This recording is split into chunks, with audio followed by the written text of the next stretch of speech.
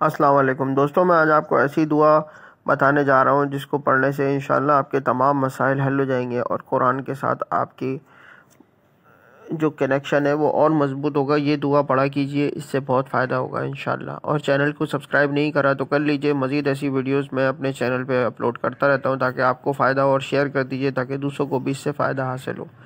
تو دعا کی طرف چلتے ہیں۔ بسم اللہ الرحمن الرحیم۔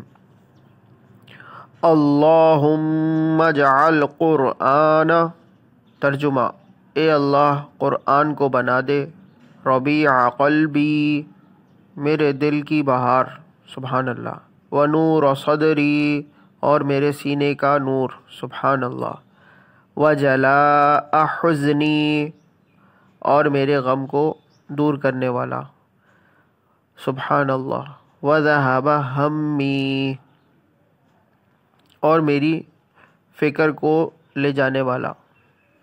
اب میں ڈائریکٹ پڑھوں گا۔ اللہم اجعل قرآن ربیع قلبی ونور صدری وجلاء حزنی وذہاب ہمی۔ جزاک اللہ خیرا۔